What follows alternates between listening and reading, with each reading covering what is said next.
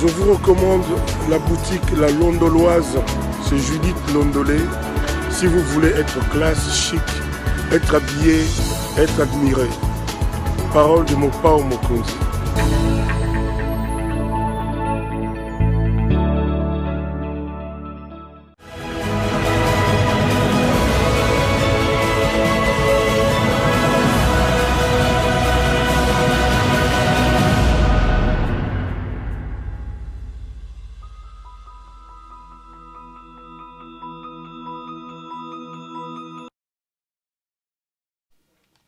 Madame, Messieurs, bonjour et bienvenue à ce nouveau numéro de l'émission Décrit Info, ce magazine d'analyse d'actualité politique, sociale, économique et même juridique qu'on a lancé ici chez nous à CPL Télévision. Vous le savez certainement, nous prenons des questions importantes qui retiennent l'actualité dans plusieurs domaines, on les met sur la table et nous tentons de les décortiquer en leur donnant un sens, une forme, selon nous. C'est d'ailleurs comme ça que chaque matin, j'ai comme slogan pour cette émission que le Décrit Info, c'est tout simplement le tempo de l'actu selon notre feeling. Ça veut dire notre manière à nous de voir les choses, notre manière à nous de faire, notre manière à nous de les exprimer. On est supposé être un pays de démocratie et dans un pays de démocratie, la contradiction, surtout quand elle est pacifique, la contradiction, surtout quand elle est orale, elle ne peut créer aucun problème. Malheureusement, aujourd'hui, depuis un temps, le régime des donneurs des leçons d'hier, ceux qui disaient se battre pour la démocratie, la liberté d'expression et l'état de droit, nous démontrent qu'elle se radicalise, qu'il devient de plus en plus un régime dictatorial qui empêche aujourd'hui aux Congolais de pouvoir s'exprimer librement, qui brime les manifestations publiques et qui brime les libertés d'opinion et les libertés d'expression. Je suis très très heureux de vous retrouver après plusieurs moments d'absence. Vous savez qu'il y a eu beaucoup de choses, beaucoup de choses. Beaucoup de faussetés, beaucoup de méchancetés qui ont été distillées, racontées, que ce soit sur les médias traditionnels ou sur les réseaux sociaux, concernant ma personne. Aujourd'hui, très sincèrement, la main sur le cœur, je voudrais vous dire merci. Mais avant de vous dire merci, laissez-moi vous dire la vérité. La vérité, alors la vraie, est que je suis très, très ému de vous retrouver aujourd'hui encore. Je suis ému de vous retrouver parce que, les amis, pour faire cette émission d'ailleurs, on a dû reprendre plusieurs fois parce que j'étais dans l'impossibilité de retenir mon émotion. J'ai casé les larmes à tout moment à l'idée de savoir qu'après ces longs moments des silences, j'étais finalement en mesure, une fois de plus, de vous retrouver et pour des émissions quotidiennes. Très, très ému. Très, très ému. Et je vous dis d'emblée que vous m'avez énormément manqué, les amis. Vous savez, quand vous êtes passionné de quelque chose, quand vous faites quelque chose parce que il vous passionne, vous le faites avec votre cœur, avec vos tripes, comme on dit, ça devient votre vie. Et pendant ce moment d'absence, j'avais l'impression comme un poisson qu'on retirait dans l'eau. On était d'une certaine manière en train de s'organiser pour qu'il n'ait pas l'oxygène qu'il retrouve dans l'eau. J'étais comme ça. Et savoir que tout le jour, désormais, j'ai la possibilité encore de vous retrouver, mais je suis vraiment ému et je suis très très heureux de vous retrouver. Très très heureux de vous retrouver. Un jour, Dieu va nous faire grâce, je vais ouvrir le chapitre de ce qui s'est passé exactement. Parce qu'évidemment, j'ai vu beaucoup de charlatans. Beaucoup de charlatans. Certains qui avaient même disparu des radars. J'ai vu des recrues de la dernière heure sortir pour raconter des choses sur Pérou-Louara. J'ai entendu, mais bon, je ne suis pas là. Moi, je laisse la liberté à ceux qui veulent dire des choses me concernant, ceux qui veulent écrire, qu'ils fassent ce qu'ils veulent. Moi, je n'enterrerai pas. Je ne veux pas aller me vautrer dans la boue des gens qui promettent des choses qu'ils ne réalisent pas. Des donneurs de leçons qui hier vous donnaient des leçons et aujourd'hui ils sont dans les possibilités de mettre en application les espoirs que les Congolais ont placés en eux. Mais ils ont raconté beaucoup de choses sur ma personne. Les amis, un jour, Dieu voulant, je vais vraiment ouvrir les chapitres de ce qui s'est passé. Je vous dirai ce dans quoi on est passé et ce dans quoi on est encore en train de passer aujourd'hui. J'en parle avec tristesse, avec larmes. Et je pleure l'âme de M. Etienne Tshisekedi Wamulumba. C'est grand homme de l'histoire politique de mon pays. Cet homme qui a sacrifié sa vie et sa famille pour que règne dans mon pays un état de droit, un état où les libertés individuelles, les libertés collectives sont respectées. Et je suis attristé et je suis sûr que M. Tshisekedi Ouamouloumba, là où il est dans sa tombe, il ne se repose pas en paix. Il n'est pas fier de voir des gens qui se présentent comme ses fils biologiques et même ses fils idéologiques, entre guillemets, faire ce qu'ils sont en train de faire aujourd'hui au pouvoir. Faire ce pourquoi lui, il a sacrifié plus de 30 ans de sa vie. Je sais que son repos est troublé par ce que l'UDPS au pouvoir est en train de faire aujourd'hui. Mais ceux qui connaissent Tshisekedi, Étienne, ne souffrent pas trop de ça parce qu'il semble que de son vivant, ceux qui sont dans les arcanes du pouvoir aujourd'hui ne bénéficient pas trop de sa confiance. Ne bénéficient pas trop de sa confiance. Les amis, je parlerai de ça un jour. Aujourd'hui, ce n'est vraiment pas pour ça que je suis venu. Et vous allez vous rendre compte parce que j'ai appris dans la farde des niaiseries qui étaient racontées sur ma personne. Il y en a certains charlatans qui disaient, voilà, il a insulté. Je ne reviens pas là-dessus parce que je lance un défi à qui veut le prouver de me montrer que j'ai insulté qui que ce soit. Et je suis prêt à débattre de la question avec n'importe qui. Et ils disent, il a fui la justice de son pays, et tout ça, tout ça, tout ça, tout ça. Les amis, l'affaire Perrault Louara, j'entrerai en profondeur et je vais même montrer certaines images de mon départ et de certaines péripéties. L'affaire Perrault Louara a atteint un niveau où c'était plutôt une affaire d'assassinat. Lorsque, pour des raisons d'expression, pour des raisons de liberté d'opinion, ceux qui donnaient des leçons hier, ceux qui portaient sur leurs épaules les espoirs des Congolais, viennent aujourd'hui, commencent à mettre en branle des projets d'assassinat. C'est là le vrai problème. C'est là le vrai problème. Une machine répressive qui échafaude même des plans pour attenter à l'intégrité physique des personnes parce qu'ils ne sont pas de mêmes acabits ou parce qu'ils ne voient pas les choses comme eux. Et on bombe les torses en se présentant comme héritier de M. Etienne Tshisekedi Ouamouloumba. Non, ça, c'est pas le tshisekédisme, ça. C'est pas le tshisekédisme. Nous avons tout simplement été victimes d'un projet diabolique, un projet criminel visant à nous assassiner et à attenter à notre intégrité physique. Devant ce projet diabolique, il fallait ne pas laisser ceux qui veulent maintenant avoir les sangs entre leurs mains, alors qu'ils ont crié partout, Rossi Mukendi, Thérèse Kapangala, ceux qui travaillent aujourd'hui chaque jour à réduire la liberté d'expression, à porter un coup sur des éléments fondamentaux de la démocratie, il ne fallait pas leur donner l'occasion. Mais bon, aujourd'hui n'est pas mon problème. Aujourd'hui, je ne suis pas venu pour ça. Aujourd'hui, je suis plutôt, surtout que c'est ma première apparition, je suis plutôt heureux, à la fois ému de vous retrouver et je veux bénir les seigneurs. Premièrement, je tiens, avant d'entrer en profondeur par rapport à cette émission, de dire ma reconnaissance, ma gratitude à l'Éternel, le Dieu des armées. Merci, je n'ai pas pour habitude d'exprimer ma foi, parce que je crois qu'on est dans un pays apolitique, qu'est-ce que je dis, laïque, c'est-à-dire un pays laïque. Chacun de nous est libre d'avoir ses opinions spirituelles, mais moi, souvent, je n'aime pas trop faire une sorte d'exhibitionnisme de ma foi, mais je suis foncièrement chrétien, je crois en Jésus-Christ. Je pense vraiment que n'eût été la protection et la souveraineté des dieux et de Jésus, je n'en serais pas là. Vraiment, la main sur le cœur, je voudrais témoigner ma gratitude ici à l'Éternel des armées. Face à cette méchanceté, à ce cortège de décisions maléfiques et criminelles, le Seigneur m'a protégé et je suis sûr qu'il me protégera toujours. Rien ne peut arriver dans ma vie si le Seigneur n'en décide. Ceux qui me côtoient savent que je suis comme ça, un garçon très positif. I'm never worry about les lendemains. Donc les lendemains ne m'impressionnent pas. Je sais que Dieu est au contrôle de tout. Et merci également à vous, vous avez été nombreux à travers le monde, à se soucier de moi. Je recevais des versets bibliques, des messages des Corans, des gens m'appelaient. Une fois, j'étais même en larmes, j'ai reçu un coup de fil d'une maman qui je l'ai pris, elle était en larmes. Elle m'a dit, oh là là, tu ne peux pas comprendre, mon fils, comment je suis heureux de t'avoir au téléphone.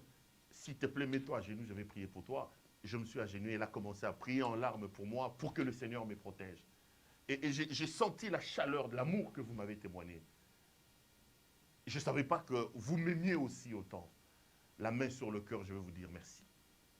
Merci à vous tous, quel que soit où vous habitez.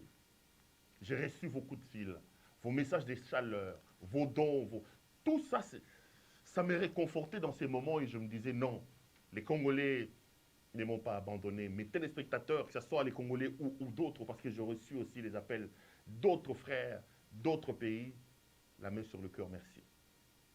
Merci à ces hommes et à ces femmes qui m'ont appelé. Merci à mes partenaires.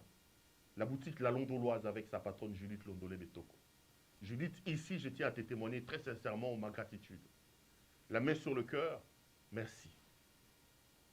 Parce qu'à un moment donné, je ne sais pas si elle sera contente que je les dise. Non, non, je vais vous épargner de ça. Vous savez, à un moment donné, certains de mes partenaires, dont mon partenaire privilégié avec sa boutique La Londoloise, je vous invite d'ailleurs, il y a des nouvelles collections là-bas. Vous êtes un homme, vous voulez vous habiller de manière chic, extraordinaire. Vestes, chaussures, cravates, cinglés, tout ce qui concerne l'habillement homme n'a qu'une seule adresse. Vous avez regardé les spots publicitaires au début de cette émission. Il y a des nouvelles vestes là-bas, il y a des chemises. Appelez Judith Londolé-Betoko massivement. Commandez vos vestes, commandez vos chemises. Ça fera énormément plaisir. Et nous, on va avoir la rétrocession de ça parce que c'est un partenariat que nous avons signé. Vous savez, certains de mes partenaires ont été contactés pour rompre des liens, des partenariats et des liens, des business que j'ai avec eux. Menacés même. Vous imaginez qu'ils sont allés casser mon bureau à Bandal. Et depuis 2 mois, ils ont cassé les bureaux, ils ont envoyé les services spéciaux, la police, ils ont cassé les bureaux et ils ont tout vidé. Tout vidé, les amis. Matériel de production, matériel des bureaux, matériel, tout vidé. Ils ont traqué mes travailleurs, mes collaborateurs. Certains sont aujourd'hui dans le Congo central, ils ont traqué. Une fois, ils sont allés au bureau parce que j'avais quand même mes effets privés. Mes passeports, les passeports de mes enfants. Par exemple, ça. Vous savez que j'avais décidé d'avoir un diplôme de droit et que j'ai repris les études, je faisais le droit. J'avais mes livres de droit sur ma table des bureaux parce que de temps en temps, je suis un grand lecteur, j'allais lire là-bas. J'ai envoyé un ami pour qu'il aille, ne fût-ce que négocier, à récupérer mes effets personnels. Mais ils ont été traqués. Ils ont failli se faire arrêter et ils ont fui comme des petits chiens.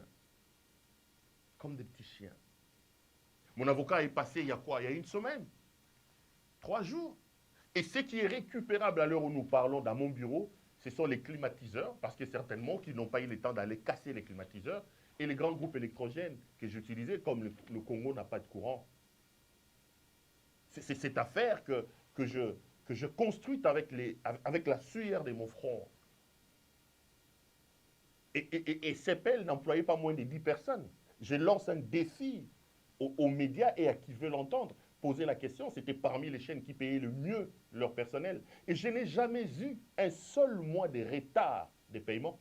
Un seul mois de retard de paiement. Quand on arrive le 15, moi je suis mal à l'aise parce que je connais un peu ces problèmes des arriérés. Vous savez que mon combat avait commencé à Digital Congo. J'étais moi-même personnellement président de la délégation syndicale de Digital Congo. Et il y a eu un moment où nous avions eu des problèmes d'arriérés des salaires. J'ai haussé la voix. Donc, j'ai une sorte de peur que les gens qui sont autour de moi se plaignent pour des salaires, pour des... Non, non. Mais aujourd'hui, ils ont cassé le bureau, les amis. Tout le matériel de production, parti par les éléments des services spéciaux. Ils ont envoyé l'ANER, ils ont envoyé les services spéciaux, ils ont envoyé la police. Ils ont tout pris. Ils ont tout pris. Tous les amis. Tous les matériels. Toutes les fournitures des bureaux. Tout, ils sont partis avec. Et Clairon, à qui veut l'entendre, que voilà, heureusement que les Congolais ne sont pas dupes, on commence effectivement à se rendre compte de ce que ces régimes représentent effectivement et de la dérive totalitaire. Là, on est en train d'aller au-delà de la dictature. Au-delà de la dictature. Mais ils ont tout pris. Et heureusement, les gens, je l'ai toujours dit, hein, vous qui pensez qu'aujourd'hui vous êtes le maître du ciel et de la terre, c'est tout simplement parce que, humainement parlant, parfois on est amnésique. Vous allez vraiment vous rendre compte, les amis, que si on était un peu, on avait un peu bonne souvenance, on ne se ferait pas du mal. Parce que vous soyez président de la République aujourd'hui, que vous soyez dans l'entourage du président, avant vous, il y en a eu. J'ai toujours rappelé que dans ce pays, nous avons eu des Zingzong, nous avons eu des ceci, nous avons eu des... Et après, nous avons eu aussi autour de Kabila les Kalev et tout ce monde-là. Et vous qui êtes aujourd'hui au pouvoir, vous étiez là à vous plaindre de certaines dérives. Mais comment vous arrivez là aujourd'hui, vous reproduisez et même vous faites pire que les gens que vous critiquez à l'époque. Vous savez la vérité est tout simplement que vous êtes ivre, et ivre du lait. Je parlais avec quelqu'un qui me disait, Perrault, il faut faire attention. L'ivresse du lait est pire que l'ivresse de l'alcool. Sois ami à un alcoolique. Quelqu'un qui prend sa bière, tu vois, il peut être ivre. D'abord, quand on est ivre du lait, plutôt de l'alcool, on n'oublie pas le chemin. Il peut être ivre, il marche en train de tomber, mais il connaît au moins le chemin, il rentre chez lui. Mais quand on est ivre de l'ivresse et du lait, quand on a l'ivresse et du lait, c'est moi, c'est cette redondance. Quand on est dans l'ivresse et du lait, on oublie d'où on vient, où on est et où on est en train de partir. On a l'impression que le monde tourne autour de soi. On a une vision nombriliste du monde. Et on est en plein dedans avec ceux qui sont arrivés aujourd'hui au pouvoir. Ils oublient les nombreuses critiques qu'ils ont adressées contre leurs prédécesseurs. Ils oublient ce pourquoi ils étaient dans la rue. Ils produisent ce pourquoi ils ont combattu. Et ils le font même pire que leurs détracteurs d'hier. C'est pathétique, c'est extraordinaire. C'est pathétique. J'ai parlé avec quelqu'un du proche du pouvoir, il me disait, non, mais Perrault, on a l'impression, j'ai dit. Et puis, non, je suis toujours au niveau de la forme et je vais bientôt prendre, quand je regarde l'heure, sinon ça risque d'aller. J'ai vu la semaine passée où ils ont sorti une de mes vidéos où je parle de M. Tshisekedi. Je dis à Martin Fayoulou que je ne peux pas m'expliquer qu'aujourd'hui tu as convolé annonce avec Kabila, tout ça. Les amis, n'en sortez pas une. J'ai une centaine de vidéos de cette nature-là, dans lesquelles j'exprime publiquement mon soutien à M. Tshisekedi, dans lesquelles je place mes espoirs sur M. Tshisekedi, dans lesquelles j'explique que Kabila était un mauvais président, dans lesquelles j'appelle les Congolais à soutenir M. Tshisekedi. Il y en a beaucoup. J'en ai, si vous voulez, je peux commencer à les diffuser les unes après les autres moi-même.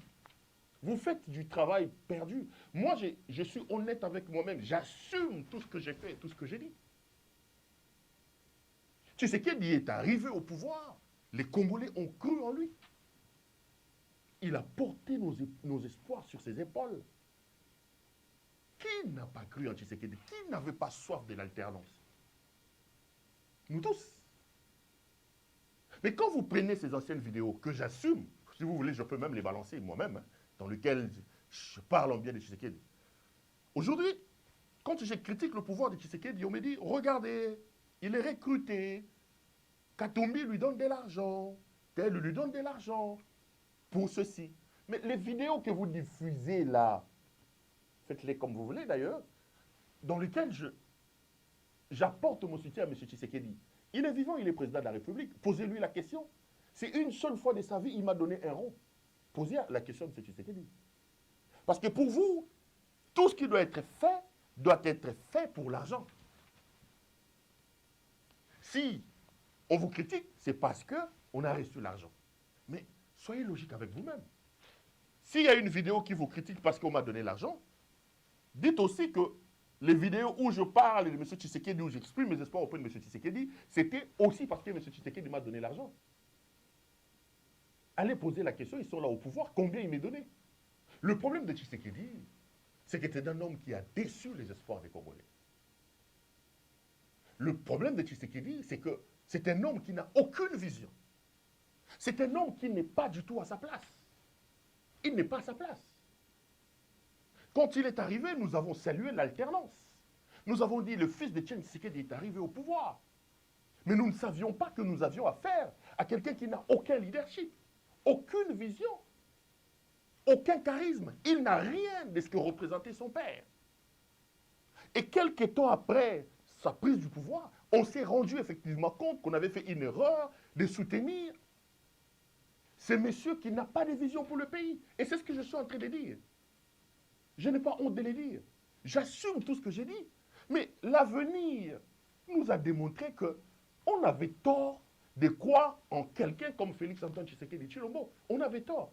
Regardez sa gestion catastrophique. La gestion alambiquée, l'amateurisme, l'incompétence qu'il instaure au sommet de l'État. Pourquoi vous ne voulez pas qu'on le dise? Pourquoi vous ne voulez pas qu'on le dise? J'assume le fait de l'avoir soutenu, parce que je croyais en lui. Je croyais à l'arbre généalogique d'où il est venu. Mais j'avais tort, parce qu'il n'a rien de son père. Il n'a ni charisme, ni vision, ni intelligence, ni compétence, ni tout. Il n'a rien. Il n'a rien. Autant hier je disais qu'il fallait croire en lui, autant aujourd'hui il m'a démontré que je ne peux plus croire en lui. Le dire, il faut qu'on me donne l'argent. Pas du tout. Continuez à diffuser ces vidéos-là. Si vous êtes en carence, j'en ai encore beaucoup. J'ai fait beaucoup d'émissions dans lesquelles j'exprimais ma croyance en M. Tshisekedi, ma foi en M. Tshisekedi. Et je les assume. Toutes. Je les assume. Jusqu'au moindre détail. Mais aujourd'hui, il nous démontre effectivement qu'on avait tort de croire en lui. Parce que chaque seconde, chaque minute que ce monsieur passe à la tête de notre pays nous met en danger. Il prend des décisions, il réfléchit. Il signe des accords qu'il ne comprend pas. Il nous montre sur tous les domaines sécuritaires. Dites-moi un seul domaine dans lequel, en 4 ans, M. Tshisekedi a apporté des réformes et sur lequel on peut l'applaudir. Je veux m'incliner. Parce qu'il y a des gens qui me disent, depuis un temps, on a l'impression que tu ne vois que du noir. Mais messieurs, si je ne vois que du noir, vous voyez du blanc, venez nous dire c'est quoi le blanc. M. Tshisekedi nous a trouvé où? Il est en train de nous amener où? Et on est où? Vous ne voulez pas qu'on les dise. Est-ce que pour ça, je mérite que vous mettiez les services de renseignement en branle? Moi, je suis étonné que nous ayons une guerre dans l'Est de la République. Et vous n'avez même pas su quand est-ce que les M23 vont entrer, les attaques qui vont se faire. Mais quand il faut traquer un simple citoyen pour des raisons d'expression, vous mobilisez les gens, vous traversez les pays frontaliers, honte à vous. Honte à vous. Etienne Tshisekedi ne s'est pas battu pour ça. Voilà. Je suis donc très très heureux de vous retrouver.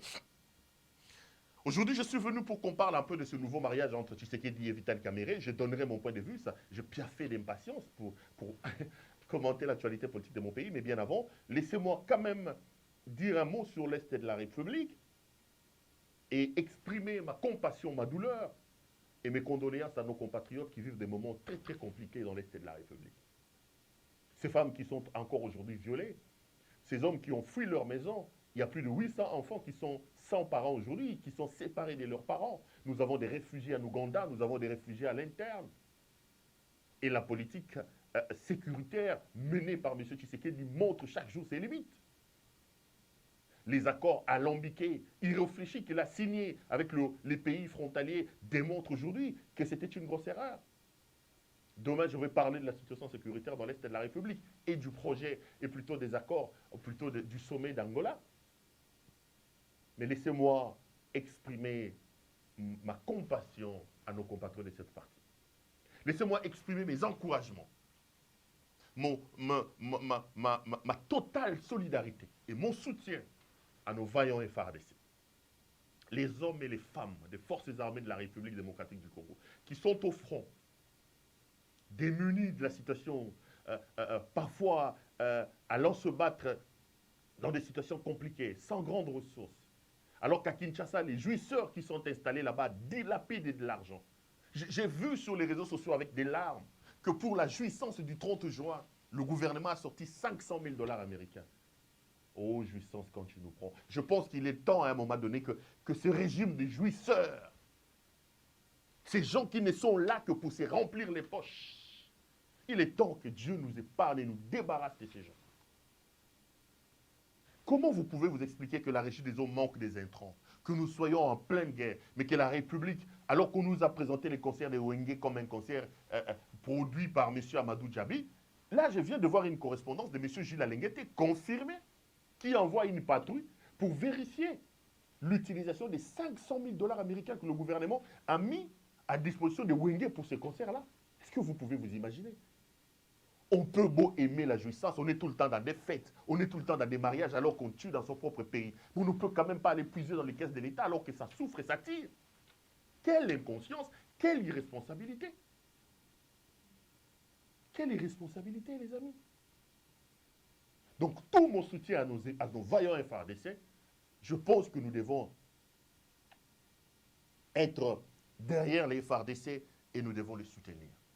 Voilà donc, en préliminaire, c'est que je voulais vous dire et je veux entrer en profondeur dans mon émission. Aujourd'hui, je n'ai pas suivi la suite, mais j'ai vu que M. Matata Ponyo est allé à la Cour des cassations parce que son procès s'ouvre aujourd'hui. Vous savez, ce régime, c'est terrible, c'est terrible. Quand je vois la théâtralisation que M. Tshisekedi a apportée dans le rang de la justice, j'ai des larmes. Tshisekedi a été élu sur base de deux concepts majeurs. Deux concepts majeurs. Le premier, c'était le peuple d'abord, et le deuxième, c'était l'état du droit. Le peuple d'abord, à leur entendre parler, signifie que l'intérêt collectif, l'intérêt supérieur des Congolais prenait les pas sur les intérêts individuels. Que la gouvernance, la conduite de l'action publique a pour objectif le bien-être des Congolais. C'est ça le peuple d'abord. Et l'état des droits a entre autres comme principe le fait que tous nous sommes égaux devant la loi et que la justice doit rester indépendante et faire son travail. Mais Tshisekedi a trouvé une justice qui avait énormément de problèmes, qui était instrumentalisée parfois pour mettre de côté certains adversaires. Ça, je le reconnais, je l'ai dit. Mais lui, il a pris cette justice-là, qu'il a trouvée dans des conditions difficiles. Il a renforcé l'instrumentalisation de la justice. Au lieu de s'arrêter là, il a ajouté un autre élément dans la justice, c'est la théâtralisation de la justice.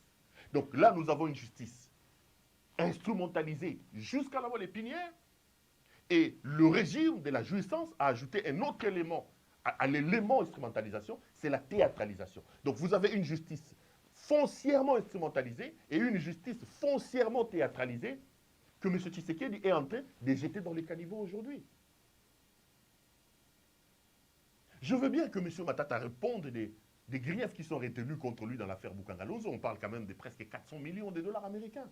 Mais pas de cette manière-là.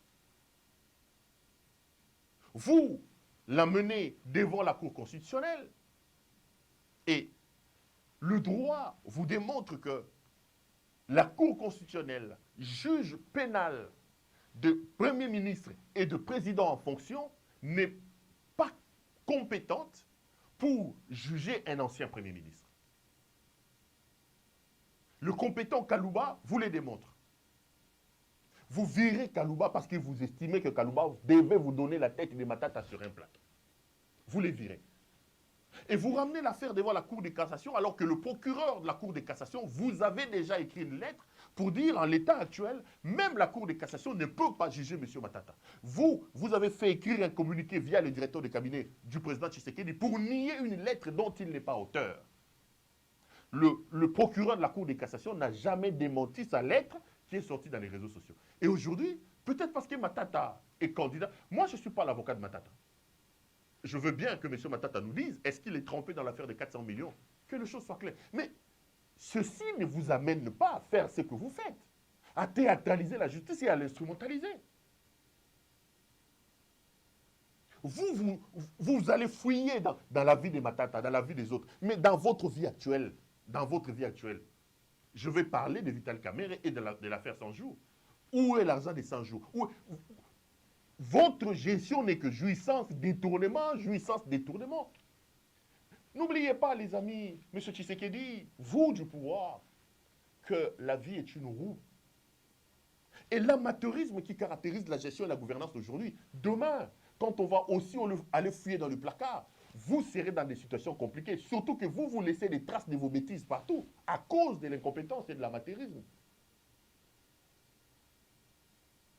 Nous aurons aussi un vrai procès 100 jours ici, avec à la barre M. Tshisekedi, Félix. Parce qu'ils ont organisé un théâtre avec Kamerhe. Kamerhe vous dit que tout ce qu'il a fait, il disait la haute hiérarchie. Il a brandi des annotations, des lettres, des annotations du président de la République. Vous pensez que Tshisekedi restera au pouvoir éternellement? Traquez les autres comme vous êtes en train de le faire, c'est bien, c'est votre tour. Traquez-le. Traquez les matatas, c'est bon, continuez à le faire. Votre tour arrivera aussi. Votre tour arrivera aussi. Continuez à le faire. Donc, contre le droit, ils vont prendre Matata parce que soi-disant il est opposant, soi-disant il est quoi que ce soit. Et ils vont organiser une autre pièce de théâtre judiciaire aujourd'hui. Alors qu'ils en ont organisé avec les Djamal, avec les Makabouza et tout ça. Ils les ont libérés, les Tilmans et tous. Je vais parler de ça quand je vais évoquer quand même. C'est tout simplement ridicule. Hein? C'est tout simplement ridicule et ça fait très très mal aux yeux. Mal à la tête, mal aux yeux, mal à l'estomac. C'est répugnant la gestion de l'UDPS. C'est répugnant. Ça donne envie de vomir que de voir ces gens en train de gérer la République comme ils sont en train de le faire. Le pays n'a pas de chance d'avoir une telle gouvernance, un tel leadership à son sommet. C'est répugnant. C'est répugnant. C'est pas bon à voir. Ça donne pas envie. Mais bon. Je prie les seigneurs qui nous aident finalement à nous donner un leadership conforme à ce qu'il est. Voilà. Laissez-moi en venir à mon sujet. Les amis, j'ai suivi comme vous tous la réconciliation entre M.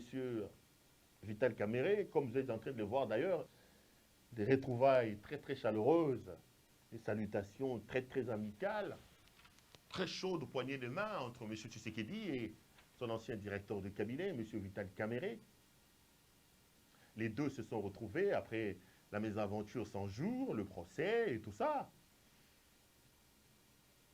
Et ils ont dit beaucoup de choses. Au sortir de cette audience que vous êtes en train de voir là, M. Kamerhe a fait une interview chez Christian Lusarkweno. Moi, je l'ai suivi sur Top Congo, chez le confrère de Top Congo, M. Christian Lusarkweno. Il a dit beaucoup de choses. Je vous propose aujourd'hui que vous suivez un peu mon analyse. Je vais ramasser un certain nombre de choses, hein, des sujets d'actualité d'hier, d'aujourd'hui, on va évoluer. Il a dit beaucoup de choses. Pour ceux qui ne l'ont peut-être pas suivi, je vous propose d'abord qu'on resuive ce que M. Kamerhe a dit, et je reviendrai, moi, pour donner mon point de vue sur cette rencontre-là, sur les propos de M. Kamerhe. Si Merveille, qui est de l'autre côté de la régie, est en odeur de sainteté avec moi, cher ami, je t'ai pris donc de bien vouloir mettre ces images de M. Kamerhe et on va revenir pour tenter d'en parler. Merci beaucoup à vous. Monsieur Vital Kamerhe, bonjour. Bonjour, Christian Lusarkweno. 2 heures d'entretien avec le président. C'était votre première rencontre depuis 2 ans? Oui. De quoi a-t-il été question ce soir? Nous avons parlé d'abord de notre partenariat que nous comptons renforcer à travers nos partis INC et IDPS et bien plus au sein de l'Union sacrée. Nous avons parlé des défis auxquels le pays doit faire face maintenant ou auquel le pays est confronté présentement. Des défis sécuritaires avec l'Est du Congo qui est en ébullition en ce moment. Les défis alimentaires, c'est-à-dire avec cette pauvreté criante. Nous avons parlé des défis de la scolarité des enfants, des défis de la santé, etc., etc. Nous n'avons pas seulement évoqué les défis, mais nous avons évoqué la manière de les relever. On ne peut pas gagner une guerre sans mettre de l'ordre dans l'armée. On ne peut pas gagner une guerre sans avoir des services de renseignement, des services de sécurité, qui travaillent et qui sont proactifs, qui identifient les menaces et les dévances, qui donnent la vraie information aux hommes qui sont sur le terrain et au président de la République qui est le commandant suprême pour que nous puissions gagner. D'aucuns pensent que le président va gagner le combat, c'est-à-dire il va descendre lui-même. Si le terrain commence à tirer, c'est ce qui nous font mal. Non, c'est une question d'abord qui concerne l'armée qui est l'outil de défense. Il faut lui donner les moyens, il faut lui donner la vraie information, c'est-à-dire renseignement militaire, mais il faut l'encadrer à tous les niveaux. Nous avons parlé aussi des solutions en ce qui concerne comment améliorer les bien-être des Congolais. Il y a déjà le projet de 145 territoires de transformation agricole qui a commencé, mais qu'il faut renforcer. Nous avons parlé aussi de la santé universelle, en commençant par Kinshasa pour la maternité gratuite. Nous avons parlé aussi du fait que l'agriculture, et je l'ai dit, avec 2 345 000 km² de terre, 2 345 000 km² de terre au Congo, 80 millions de terres arables et 40 millions irrigables, ça fait 120 millions. Le même espace cultivable que la Chine, qui nourrit 1,5 milliard de Chinois et qui exporte la différence. Il a été établi que le Congo peut produire pour 2 milliards de bouches. Donc ça signifie que nous devons mettre tous les moyens qu'il faut dans ce projet pour que le Congo devienne vert et qu'on produise. Nous avons parlé aussi de l'amélioration des salaires des fonctionnaires, des militaires, de tout le monde. Le projet de 100 jours a fait couler beaucoup d'encre sous le pont. Il est temps que M. Caméré, qui était directeur du cabinet chef de l'État, qui ne pouvait pas parler parce qu'il était prisonnier, qui a été acquitté et qui ne pouvait pas parler parce que moi, j'ai une certaine éthique, j'ai réservé la primeur au président de la République. Mais maintenant, nous allons parler de 100 jours et montrer que depuis 1960, il n'y a aucun programme conçu en 15 jours et laisser des tâches indélébiles en 9 mois. Ça n'existe pas. Et je mettrai quiconque au défi. Il a fallu 32 ans pour le président Mobutu, il a fallu 18 ans pour le président Joseph Kabila, mais en 9 mois, nous étions sur la voie. Dans un conseil des ministres malheureux, ce jour-là, j'avais la malaria, le premier ministre de l'époque va dire, tiens, on a payé 77 millions au lieu de 7 millions de dollars. Mettez-vous à la place du président de la République. Il a sursauté dans sa chaise. Il a parlé qu'on audite. Mais le ministre de la Justice de l'époque a dit non, je me saisis du dossier. Moi, j'instruis les dossiers. Et comme je n'avais pas peur, je suis allé au parquet de Matete. Et c'était le chemin pour Makala. Et me revoici à la cité de l'Union africaine. Comme on dit, quelle que soit la longueur de la nuit, les jours finissent toujours par apparaître. C'était un procès politique? Le procès, moi je crois que politique, ce n'est pas le mot qu'il faut. C'était un procès cynique. Parce que quand j'ai clamé mon innocence, personne ne voulait me croire. Mais j'avais dit, bon écoutez, puisque vous, là, magistrat et juge, vous ne voulez pas me croire, la vraie justice viendra de Dieu. Et j'ai beaucoup aimé le président respecter les principes de l'indépendance de la justice. Et de mon côté, vous savez, dans toutes les valeurs chrétiennes, là, la valeur la plus difficile à observer, c'est la patience. C'est la résilience. Comme je me connaissais innocent, je me suis dit, le temps, c'est comme une grossesse, c'est 9 mois, ça finit toujours par savoir si la femme était enceinte ou pas. Mais voici, je suis là, devant vous. Nous aurons d'autres occasions, des émissions, où nous allons parler en profondeur de ce projet. 142 écoles construites, 132 centres de santé, un grand hôpital Lumbashi, un pont de 145 km dans le Tanganyika. Nous ne parlons pas de tout ce que nous avons fait comme incubateur au Kivu, qui emploie 2000 petits pour produire du tilapia. On n'importe plus du tilapia au sud Kivu. Je ne voudrais pas dire ce qui a été fait dans les Kasaï. Au moins une province, chaque province parmi les 26 a été touchée par... Merci donc à nos amis qui sont à Kinshasa là-bas, qui sont en train de nous aider à partir de Kinshasa, qui sont à notre régie à Kin et qui ont diffusé ces images. Les amis, là, vous venez de suivre Monsieur Vital Caméré. Venez de suivre M. Vital Kamere. M. Vital Kamere est en train de nous expliquer que, voilà, un certain nombre de choses. Je voudrais ici plutôt exprimer un peu ma déception, teinter un peu de colère après cette interview de M. Vital Kamere. Vous savez, lorsqu'on est passé par où est passé M. Vital Kamere, lorsqu'on a offert à son peuple le spectacle désastreux que Kamere et son allié Tshisekedi nous a offert dans l'affaire 100 jours, je ne pouvais m'attendre à tout, sauf à ces triomphalismes de M. Vital Kamere. Vous savez qu'à un moment donné de l'histoire, moi-même sur mon plateau, j'ai estimé que le procès de Kamere, au départ, j'ai soutenu en passant que c'était... Mais après, quand les Tillmans, les Benjamin Wenga, les Makabuza et les autres sont sortis et que M. Kamere est resté en prison, je commençais à me dire, mais tous ils ont été condamnés dans l'affaire 100 jours. Comment est-ce que M. Tshisekedi laisse passer les autres et M. Tshisekedi laisse M. Vital Kamere? Je commençais à me poser une question, il y a un problème.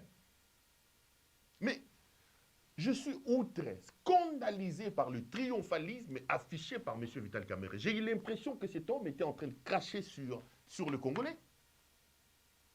Cet homme était en train de cracher sur les spectacles désastreux de l'incompétence, de l'amateurisme et du scandale qu'ils ont offert à ces peuples dans l'affaire 100 jours. Je vais aborder la rencontre Vital Kamere et Tshisekedi en deux volets. Je parlerai de la forme et je vais entrer dans le fond pour finalement me projeter dans l'avenir par rapport à ce qui sont en train de se faire.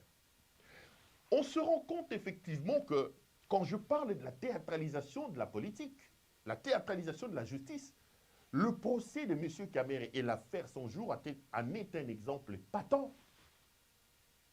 Le procès de M. Kamere est un exemple patent de ce que, effectivement, la justice théâtralisée de M. Tshisekedi.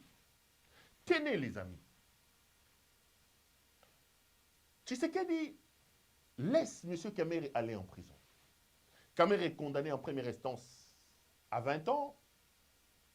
Sa condamnation est confirmée à 13 ans.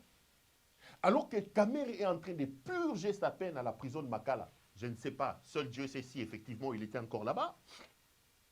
Dans une interview, M. Tshisekedi, au nom de qui les verdicts judiciaires sont exécutés, fait une interview rocambolesque, scandaleuse, dans laquelle il dit de Kamere, à l'époque condamné pour détournement des fonds, qu'il est un homme honnête, qu'il est un homme qui a encore un rôle à jouer dans son pays et qu'il croyait encore en Kamere.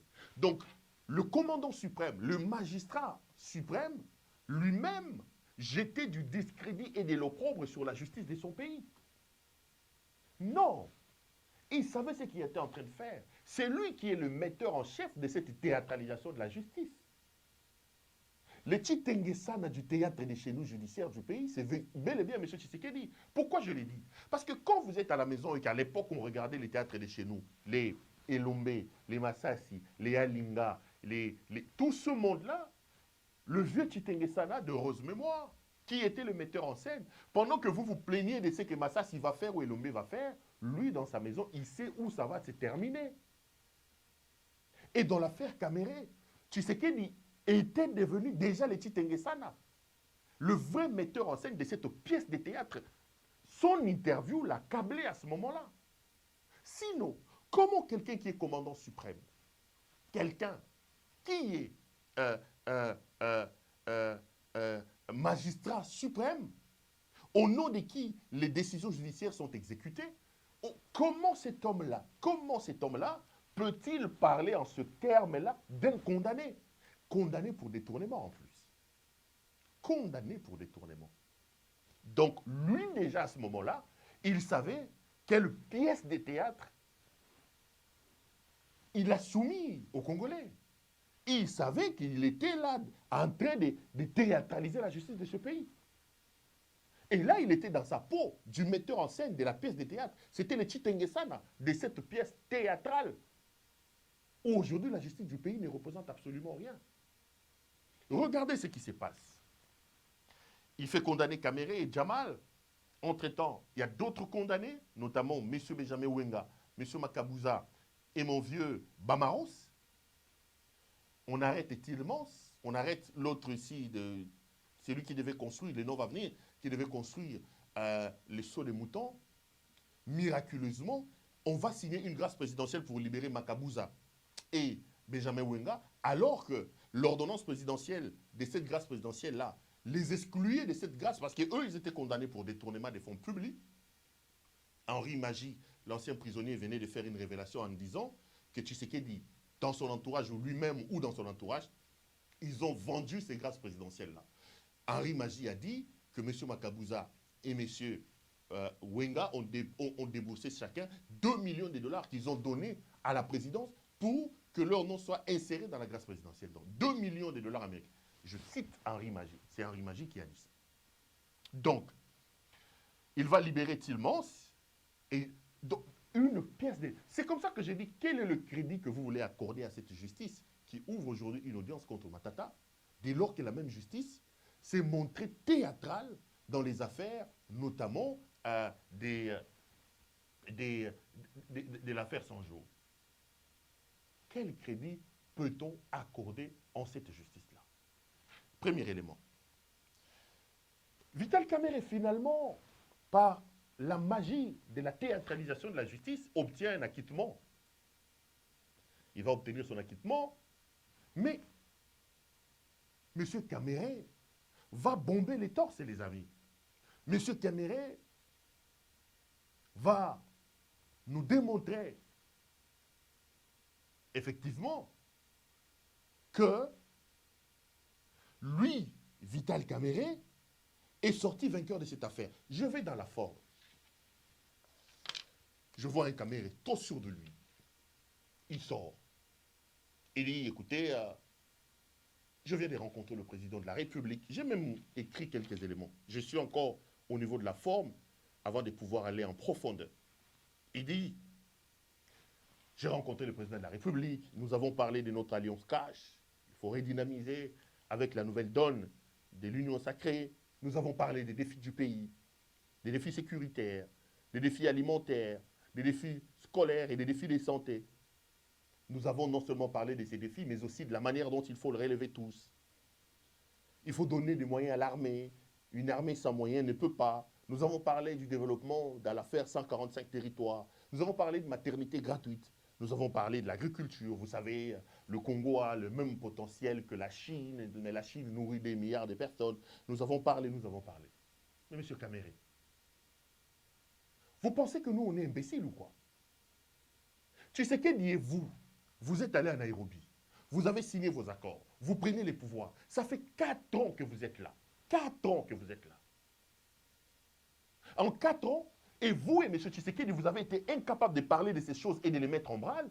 4 ans après, M. Kamerhe vient nous prendre pour des imbéciles en nous expliquant qu'on a parlé de ceci. Donc en 4 ans, ces choses-là, vous n'en avez jamais parlé. Vous ne vous êtes jamais rendu compte que le Congo était un pays agricole. Vous ne vous êtes jamais rendu compte qu'on avait des problèmes de santé. Vous ne vous êtes jamais rendu compte qu'on avait des problèmes de ceci. 4 ans après avoir étalé sur la place publique l'incompétence, le manque de vision, l'amateurisme de votre régime, vous venez devant les Congolais, après votre théâtre des chenous du procès sans jour, pour nous dire on a parlé, on a parlé, on a parlé. Vous vous moquez de qui, M. Vital Kamerhe? Vous vous moquez de qui? Vous vous moquez de qui, M. Kamerhe? Moi, j'aurais voulu que vous puissiez faire profil bas. Parce que le scandale désastreux que vous avez offert aux Congolais pendant votre procès est un scandale terrible, honteux. C'était un scandale honteux. Mais vous estimez aujourd'hui que vous pouvez donc, vous, venir vous moquer des gens comme vous êtes en train de le faire. Ça, c'est absolument inacceptable. C'est quelque chose qu'on ne peut pas accepter. C'est vraiment quelque chose qu'on ne peut pas du tout accepter. Donc, c'est une manière tout simplement, M. Kamerhe, avec légèreté, crache sur la mémoire des Congolais. J'aurais voulu que M. Kamerhe puisse faire profil bas, qu'il ait honte de ce que lui, Kamerhe Vital, et son partenaire Tshisekedi ont offert un spectacle honteux à la nation. Nous avons appris des choses scandaleuses de la gestion alambiquée, de la gestion terrible de la chose publique. Mais c'est un homme plein d'orgueil qui, crachant sur les Congolais, nous avons parlé de ceci, nous avons pas. Ça, c'est le premier élément. Toujours au niveau de la forme. Moi, conseiller en communication de Tshisekedi, je ne laisse pas passer cette interview. Je ne laisse pas. Parce que vous savez, à un moment donné, le président de la République est la seule institution, le seul homme institution que nous avons dans le pays. Quand M. Kamere vient et en tout orgueil dit « nous avons parlé », Kamere est qui? Là, il parle dans la peau de qui? Est-il un premier ministre? Est-il un alter ego de M. Tshisekedi? Le mal que ce régime a, entre autres, c'est de se faire entourer des amateurs, des chécouleurs, des gens qui n'ont jamais travaillé dans leur vie et qui ne connaissent pas la sacralité des fonctions d'État. La sacralité des fonctions d'État. Ce sont des copains avec qui on était en Belgique, en France, qu'on a ramassé à Matongé, là-bas, alors qu'il y a des Congolais dans la diaspora très compétents, qui connaissent la sacralité. Le président de la République n'a pas d'amis. Le président de la République n'a que des collaborateurs. Ils ont créé une bande, une clique d'amis au sommet de l'État. C'est comme ça qu'il entre. Vous voyez des gens, Bazoum Akoloba Matissi, ils ne comprennent pas que ça, c'est le président de la République, c'est le président de Pérou Louara. Ils ont l'impression que c'est leur copain qu'ils avaient avec qui il était en Belgique. Mais comment M. Kamere, simple individu, qui sort rescapé d'une justice théâtralisée, peut venir parler d'un président de la République en le regardant dans les yeux dans son interview? Quand il dit « nous avons parlé », mais M. Kamere se met au niveau d'un diapason à président de la République. Ce n'est pas le copain du président de la République. Kamere n'est pas allé voir là son allié. Kamere est allé voir le président de la République. Ils ne sont pas à Nairobi. M. Tshisekedi a déjà été élu en ce moment-là. Il est le président de la République démocratique du Congo. Donc même dans la manière de traiter avec lui, de rapporter les conversations qu'on a eues avec le président de la République, il faut une certaine décence. Nous avons parlé de la manière dont il faut résoudre. Nous avons parlé de l'agriculture. Vous avez parlé avec qui, M. Kamere? Votre copain, votre ami? Quel est votre statut? Vous êtes un simple Congolais à ce moment-là. Un allié de M. Tshisekedi, bien sûr. Mais Tshisekedi, dont est question ici, c'est le président de la République. Pourquoi ne pas faire simple? Vous savez, j'ai connu des problèmes. Je suis venu voir le président de la République, lui présenter mes civilités, réitérer ma confiance et ma disposition à pouvoir continuer. Non! Il faut montrer que c'est Tshisekedi que vous voyez là, il ne connaît rien. Parce que 4 ans après, Tshisekedi ne sait toujours pas les moyens qu'il faut mettre en branle pour résoudre les problèmes d'agriculture, pour résoudre les problèmes de santé, pour résoudre les problèmes de maternité. 4 ans après son arrivée, Tshisekedi est incompétent. Il faut attendre ces rescapés de la justice qui viennent pour commencer à discuter de la manière. Attendez, et le cabinet de Tshisekedi laisse passer ça. Le cabinet de Tshisekedi laisse passer ça. Kamere en profite pour faire sa propre communication. Il se vend dans la peau de l'alter ego du président de la République. Le président n'est pas son ami, les amis. Déjà la forme et de l'organisation de cette audience et des interviews que M. Kamere devait mettre la puce à l'oreille des Tshisekedistes. Mais comme c'est une clique de jouisseurs, des gens qui n'ont jamais travaillé dans leur vie, qui sont la première fonction, présidence de la République, ils n'ont pas la capacité de saisir certaines subtilités. C'est comme ça que Kamere est rompu de la justice, de l'art politique. C'est Joudeux. Donc, en 4 ans, Tshisekedi n'a pas su résoudre les problèmes de l'armée, les problèmes de la santé. Donc, il fallait attendre que Kamere sorte de sa prison-là pour venir discuter de ces choses-là et même de la manière de les relever. Et même de la manière de les relever. Et j'ai vu les Tshisekedistes diffuser cette interview-là. Non, mais le président de la République, comme institution, a été réduit à sa simple expression.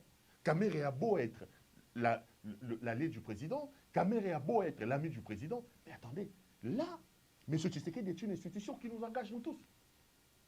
Il faut le protéger. Il faut le sacraliser. Il faut l'habiller pour l'intérêt du pays, pour l'image du pays. Donc on ne pouvait pas laisser M. Kamere dire ce qu'il a dit là. Pour dire ce qu'il a dit. Mais les gens n'ont pas l'essence du sacré. Ils laissent passer et ils laissent faire n'importe quoi. Allons dans le fond, M. Kamere.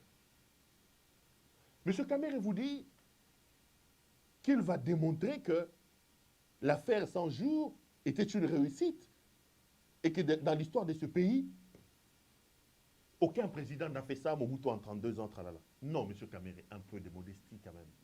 Un peu de modestie. Ne dites pas des bêtises quand même. Un peu de modestie. Dans l'affaire 100 jours, et Kamere et Tshisekedi ont tout simplement pillé les caisses de l'État, les amis. L'affaire 100 jours est une escroquerie grandeur nature. Le procès de Kamere l'a démontré. Vous avez eu un proche de Kamere, ancien ministre de la formation professionnelle, qui recevait l'argent sorti du trésor public dans une chambre d'hôtel. Le comptable va retirer l'argent, il amène ça à M. Toumba dans une chambre d'hôtel. Sous ces procès-là, nous avons appris devant vous tous que M. Kamere et Tshisekedi avaient transformé la présidence de la République à un office d'ordonnancement. Ils ordonnaient les sorties des fonds à partir du bureau de M. Kamere, au détriment de la chaîne des dépenses, au détriment des règles de l'art et de la bonne gouvernance. De quoi on parle? De quoi on parle, les amis? Vous pensez que vous pouvez cracher sur tous les Congolais comme ça? Donc, quand ils racontent leurs histoires, ils racontent leur vie, M. Kamere, je suis un peu mal à l'aise de parler comme ça, mais j'ai vraiment eu l'impression que vous n'avez aucun respect pour ces peuples. Votre interview était une sortie qu'il fallait éviter. Vous devez vous taire un peu, vous devez vous taire. Mais après, comme je disais, quand vous lisez la psychologie criminelle, la psychologie des mafieux, la mafia, que ce soit la mafia napolitaine ou même les cartels de la drogue, je ne dis pas ici qu'on est dans un contexte de la mafia ou de quoi, je parle de manière générale. Les spécialistes en criminologie les disent, hein, les mafieux, ils ont une grande capacité. Ils ont la capacité de se tirer dessus et même de faire taire les armes et de se réconcilier quand leurs intérêts les obligent. Quand les intérêts obligent à se tirer dessus, ils se tirent dessus. Quand les intérêts les amènent à se mettre ensemble pour protéger leur cartel et leur mafia, ils le font. C'est comme ça que dans l'histoire, vous verrez un homme comme Pablo Escobar, à Medellín, il avait un grand ami à lui, Gustavo Gaviria, je crois. Vous pouvez regarder sur Google, Gustavo Gaviria, qui était à la fois son ami et son cousin, qui est mort assassiné à 42 ans, je crois. À Medellín, là-bas, vous allez vous rendre compte que tantôt c'était bien, il pouvait même se tirer dessus, tantôt il s'arrangeait. Et vous pouvez aussi l'observer quand vous regardez les grands cartels de la drogue au Mexique. Les El Chapo, Chapo Guzman, les El Chapo, et tout ce grand nom-là. Donc pour la mafia, ils sont prêts à se tirer dessus, et toujours pour la mafia, ils sont prêts à calmer les armes. Je ne dis pas que dans l'affaire sous examen, on est dans un cartel de la mafia ou un cartel de la drogue, mais je suis très mal à l'aise. Et ce qui me fait encore mal, c'est quand j'ai entendu de la bouche de M. Kamere parler de l'affaire des 145 territoires. Donc vous avez sorti 500 millions de dollars américains pour l'affaire 100 jours, que vous avez dilapidé, que vous avez pratiquement détourné. Vous vous réconciliez. Et là, maintenant, vous avez une autre affaire qui prend plus de 1 milliard de dollars au sommet de l'État. Mais qui a été juste, dit la Bible, dans des petites choses, on lui donnera des grandes choses. Bon, chez Koulé Bisson a 500 millions de dollars. Maintenant, vous vous mettez ensemble et Kamere vient nous parler de 1 milliard de dollars américains maintenant dans l'affaire des 145 territoires. Vous voulez encore vous mettre ensemble pour aller encore prendre dans l'affaire des 145 jours. 145 territoires. Dieu est juste. Dieu est juste. Kamere dit, allons dans le fond, il dit que, j'ai écrit, laissez-moi voir. Cette affaire, il parle des réussites. 142 écoles construites, 132 centres de santé, grands hôpitaux, un grand hôpital à Lubumbashi. C'est un mensonge, M. Kamere. C'est un grand mensonge. J'ai ici, vous savez, quand vous voulez mentir, il faut... Kamere, c'était un monsieur très rationnel, mais vous savez, comme il voulait un peu mentir. Le projet initial des 100 jours ne prévoit pas 142 écoles à construire. Parce que Kamere dit qu'ils ont construit 142 écoles. J'ai ici les tableaux résumés du projet 100 jours. Allons dans les écoles. 2, 3, éducation. Il est dit ceci. Il y aura 119 écoles à parachever. 119 écoles. D'abord, le projet dans son ensemble n'avait pas prévu 142 écoles. Le projet disait qu'il y avait 119 écoles à parachever. Ces écoles-là étaient des écoles qui rentraient dans le projet des 1000 écoles pour la République démocratique du Congo. Un projet laissé par M. Matata Ponyo, qui avait lancé un projet de 1000 écoles. Et dans le 1000 écoles, il y avait des écoles qui étaient déjà en construction avec notamment le BCECO et les autres agences. Et Kamere et Tshisekedi ont pris ces écoles-là qui étaient suffisamment avancées et ils ont amené ça dans leur projet et ils ont dit des écoles à parachever. Il n'y a jamais eu des écoles, 142 écoles à construire. Le projet lui-même ne parle pas des écoles à construire. Mais Vital Kamerhe vient devant les caméras et vous dit qu'ils ont construit 142 écoles. Où il a trouvé ça? Parce que déjà, vous avez un projet qui ne retient pas 142 écoles, mais vous venez mentir au peuple congolais que vous avez construit 142 écoles. Allons même dans les écoles. Monsieur Kamerhe, les 142 écoles construites, entre guillemets, dans le cadre du projet 100 jours, sont où? Vous les avez construites où? Vous les avez construites où?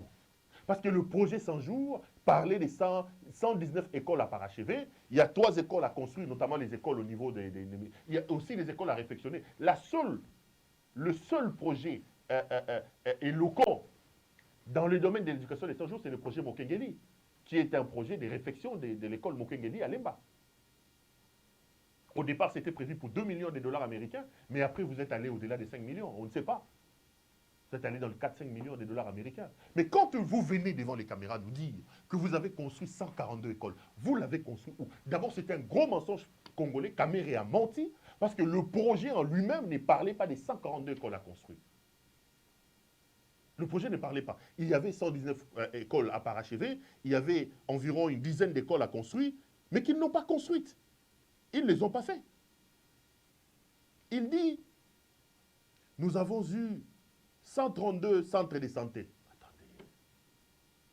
À Kinshasa, il y avait des projets de réhabilitation et de construction des centres de santé. Tout ce qu'ils ont fait, ils ont réhabilité 2 pavillons de l'hôpital Ngaliema, des pavillons qui avaient pris feu, qu'ils ont réhabilités. Que Kamerhe vous dise, par exemple, à Kinshasa, sur les 132 écoles, d'où lui fait allusion ici en disant on a construit 132 écoles, c'est plutôt centres de santé, où sont-ils? Ces centres de santé-là sont où?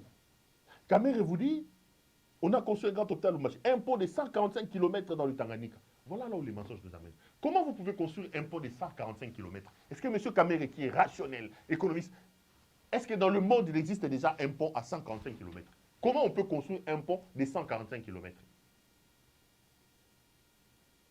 Posez la question à Kamerhe. Resuivez son interview. Il dit qu'à Tanganyika, et lui et Tshisekedi, dans le cadre de 100 jours, ils ont construit un pont de 145 km.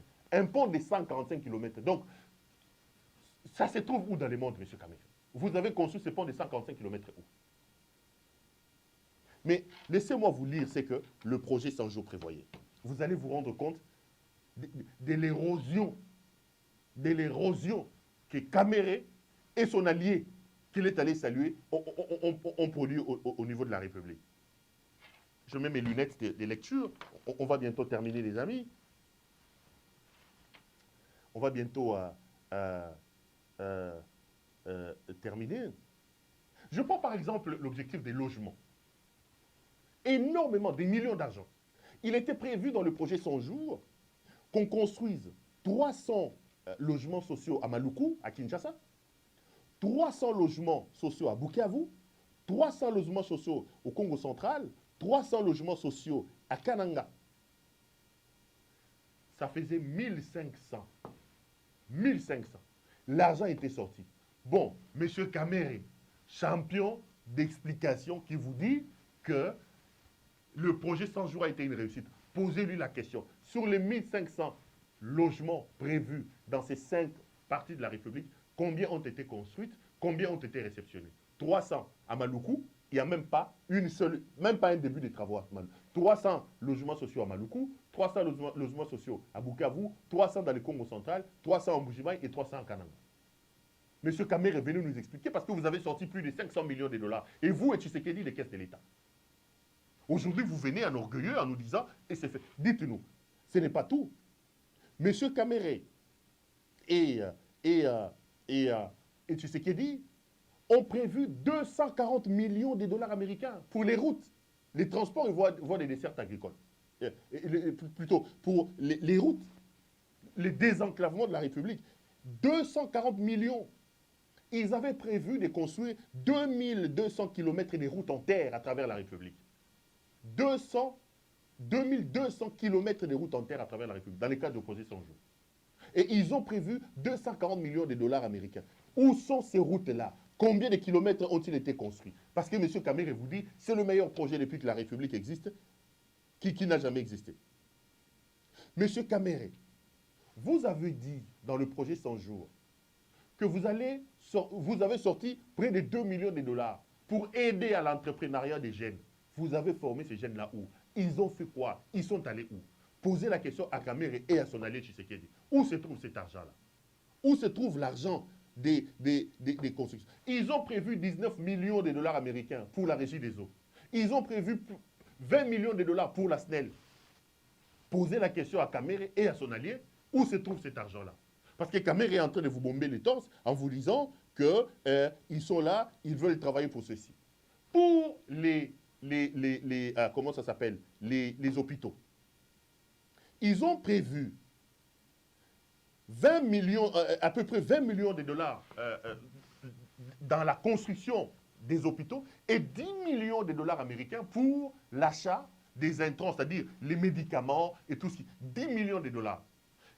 Vous avez suivi les procès 100 jours, ils ont pris 5,4 millions qu'ils ont soit détournés, mais quand on leur a donné les explications, ils ont sorti l'agence d'une société qui se trouve à Lubumbashi, qui aurait acheté ce produit. Quand on va dans cette société-là, on trouve que c'était une maison de quincaillerie, qui n'avait pas d'adresse. L'adresse donnée et la société en question était une société spécialiste en vente des matériels de quincaillerie.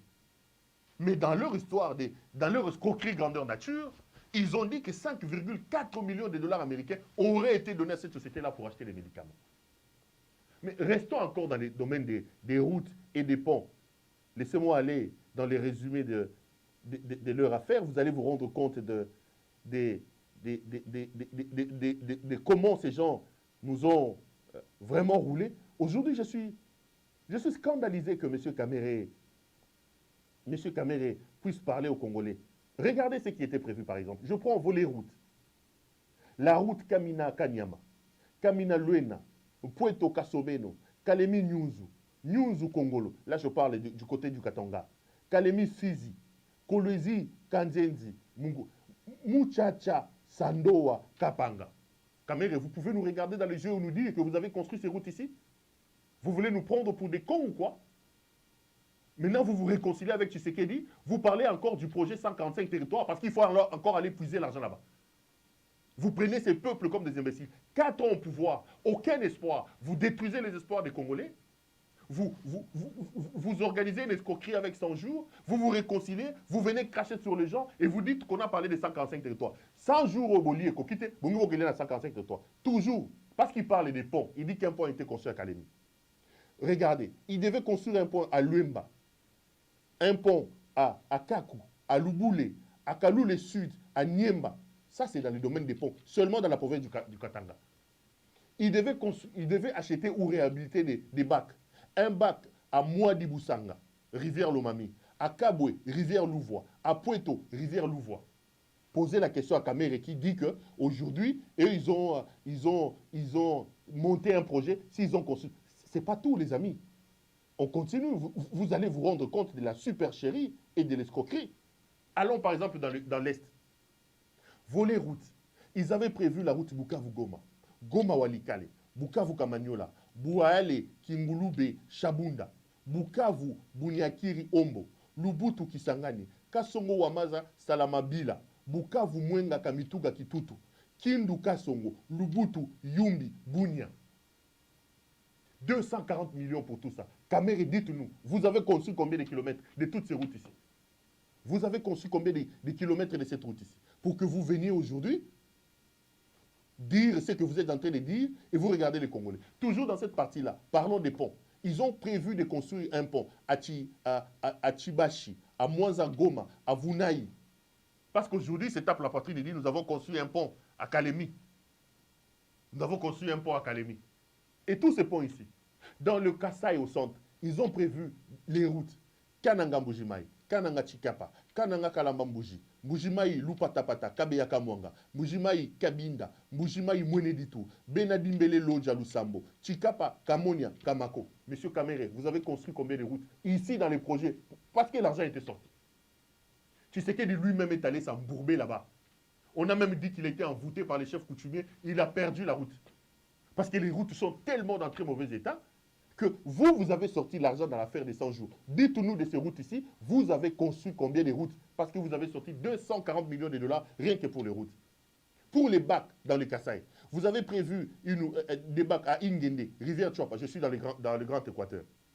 Bolomba, rivière Ikelemba. Banalia, rivière Arumini. Akula, rivière Mongala. Bokata, rivière Itimbiri. Kamere, combien de bacs ont été jetés dans ces rivières? Dites-nous, parce que vous dites qu'on se moque de vous.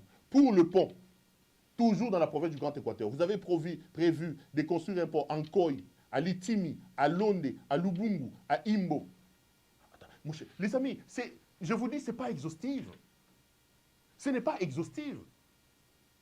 Je crains que cette réconciliation soit encore une autre réconciliation pour les intérêts des 145 territoires. Après avoir pris les 500 millions de dollars américains, ils ont maintenant une autre grosse affaire. C'est plus d'1 milliard de dollars qu'ils ont prévu dans leur affaire des 145 territoires.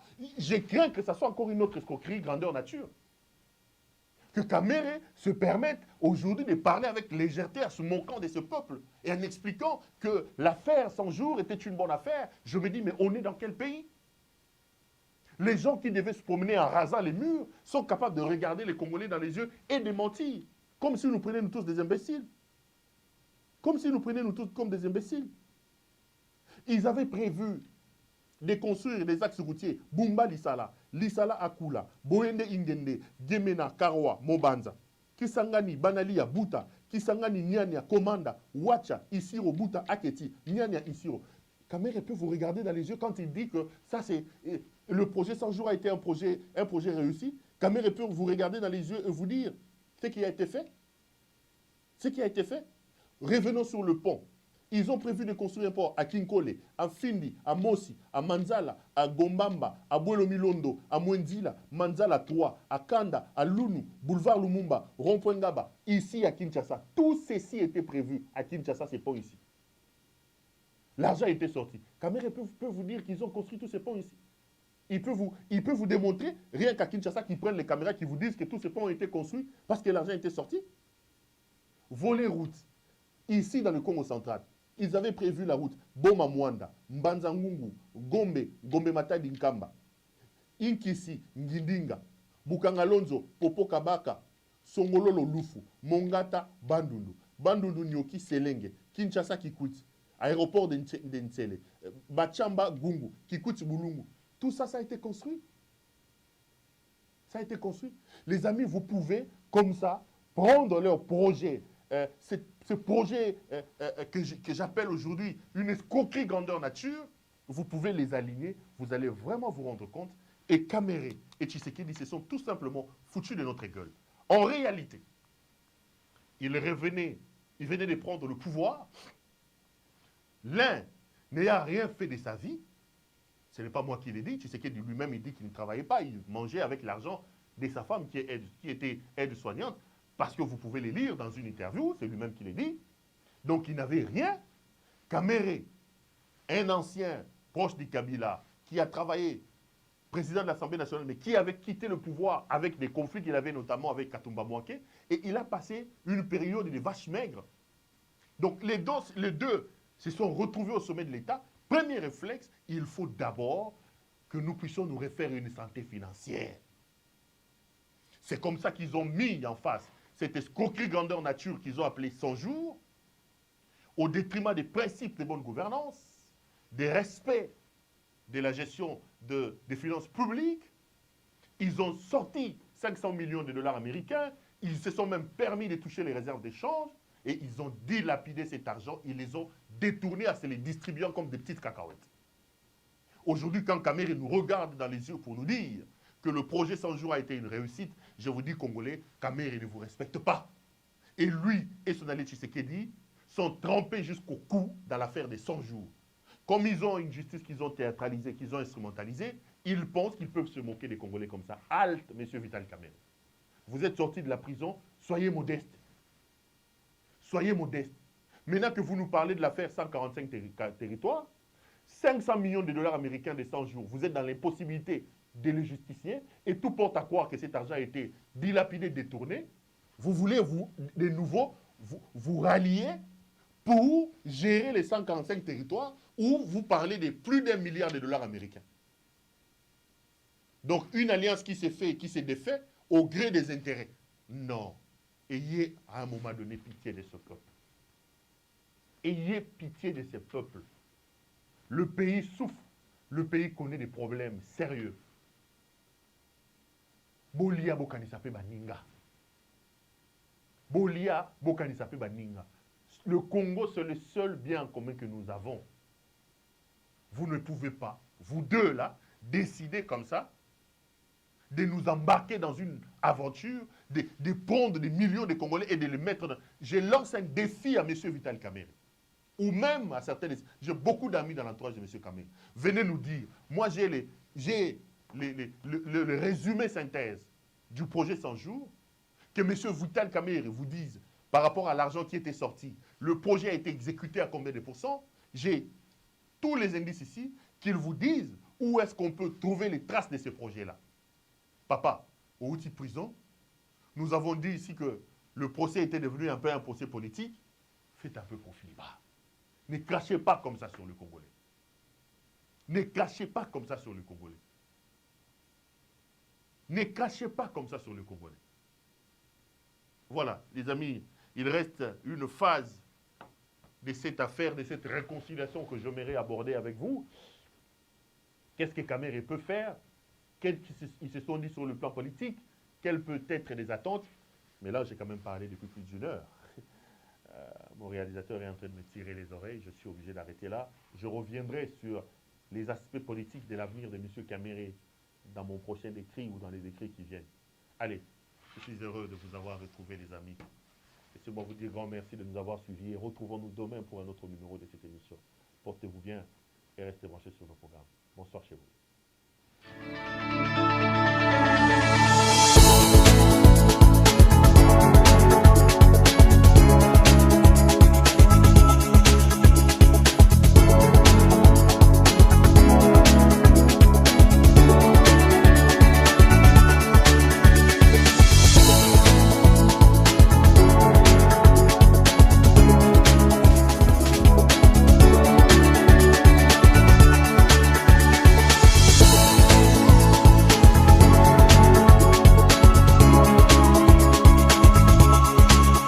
Je vous recommande la boutique La Londoloise, c'est Judith Londolé. Si vous voulez être classe, chic, être habillé, être admiré. Parole de Mopao Mokonzi.